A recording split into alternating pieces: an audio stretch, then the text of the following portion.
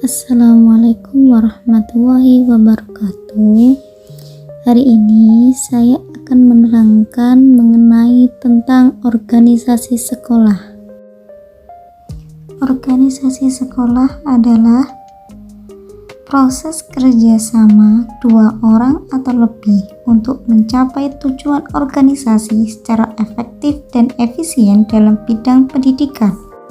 Selanjutnya, unsur organisasi sekolah. Salah satu unsur dari organisasi sekolah mencakup pembagian kerja. Para personil sekolah mendapatkan tugas dan tanggung jawab yang berbeda demi untuk mencapai tujuan bersama. Mereka juga diberikan kekuasaan untuk melaksanakan tugas-tugas mereka secara efektif dan efisien, serta berkoordinasi antara personil yang berbeda tugasnya agar bisa memastikan untuk mencatur kegiatan sekolah dengan baik dan benar. Selanjutnya kita beralih kepada struktur organisasi sekolah. Apa sih struktur organisasi sekolah? Struktur organisasi sekolah adalah struktur yang mendasari keputusan para pembina atau pendiri sekolah untuk mengawali suatu proses perencanaan sekolah yang strategis. Organisasi sekolah juga dapat dikatakan sebagai seperangkat hukum yang mengatur formasi dan administrasi atau tata laksana organisasi-organisasi sekolah di Indonesia. Struktur organisasi pendidikan yang pokok ada dua macam, yaitu sentralisasi dan desentralisasi. Lalu contoh struktur organisasi terdapat ada kepala sekolah, komite sekolah, tata usaha, wakaset urus kurikulum, wakasekolah kesiswaan, wakasekolah sarana prasarana, wakasekolah kemasyarakatan. Di bawahnya ada koordinasi BK, ada pengajar itu tergantung mata kuliahnya. Atau kalau di sekolah SMK adalah mata pelajaran, ada bahasa Indonesia, fikih, dan masih banyak lagi. Selanjutnya yang terakhir adalah siswa. Selanjutnya konsep organisasi sekolah. Yang pertama adanya kesederhanaan, yang kedua dinamis atau fleksibilitas, yang ketiga stabilitas, yang keempat kejelasan tentang kekuasaan dan tugas. Maksudnya misal bendahara, dia memiliki tugas yaitu untuk mengatur keuangan gitu. Mengkoordinasi organisasi itu siapa? Sumber daya manusia itu dalam melakukan organisasi harus terdapat sumber daya manusia, yaitu diantaranya itu ada sekretaris, bendahara, dan masih banyak lagi. Yang terakhir adalah pengendalian. Dalam organisasi harus ada orang yang menengah, karena adanya perbedaan pendapat maka akan menjadi kesalahpahaman. Kemudian yaitu faktor-faktor yang mempengaruhi susunnya organisasi. Yang pertama adalah adanya besar kecilnya sekolah. Maksudnya di sekolah tersebut itu ada tingkatan besar kecilnya, diantaranya ada SD, SMP, SMA, dan masih banyak lagi.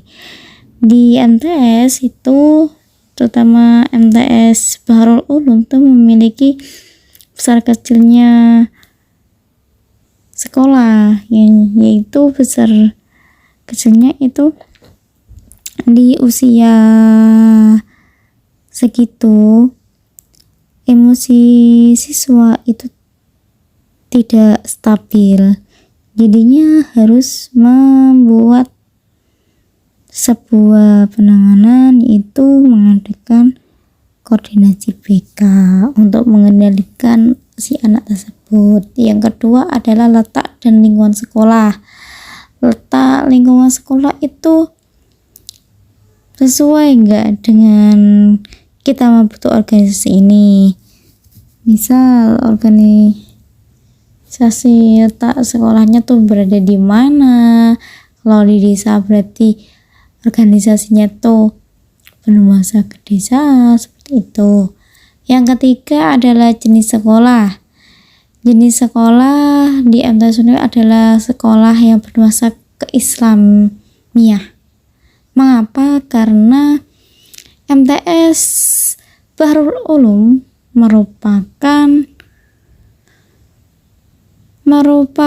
sekolah Islam yang lebih mendalami agama Islam. Maksudnya lebih mendalami pembelajaran Islam. Dengan umum itu hampir sama Islamnya, pelajarannya sama, dan ketambahan umumnya juga sama. Yang keempat adalah tingkatan sekolah. Pentingnya organisasi sekolah. Organisasi sekolah sangat penting dengan tujuan supaya tercapai susunan dari pola kegiatan yang bertuju kepada pencapaian tujuan-tujuan bersama dari kelompok atau organisasi. Selanjutnya, pentingnya organisasi sekolah.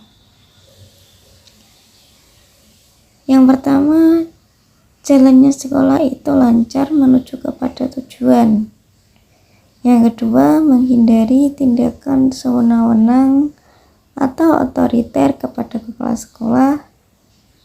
Yang ketiga, terciptanya suasana demokrasi dalam menjalankan roda sekolah.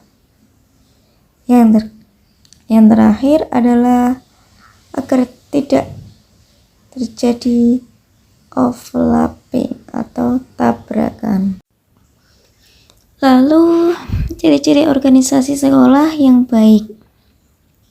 Yang pertama adalah berfokus pada pelanggan. Yang kedua, berfokus pada upaya pencegahan masalah.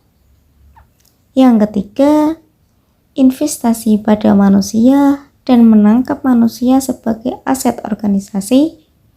Yang keempat, memiliki strategi untuk mencapai mutu.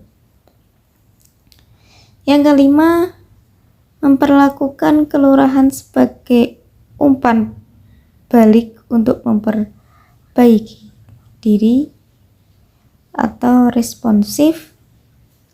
Selanjutnya, memiliki kebijakan dalam perencanaan mutu. Selanjutnya, membentuk fasilitator yang bermutu. Lalu, mengupayakan proses perbaikan terus-menerus dengan melibatkan semua pihak terkait atau partisipatif. Terus, mendorong orang berinovasi dan berkreasi. Selanjutnya, memperjelas peranan dan tanggung jawab setiap orang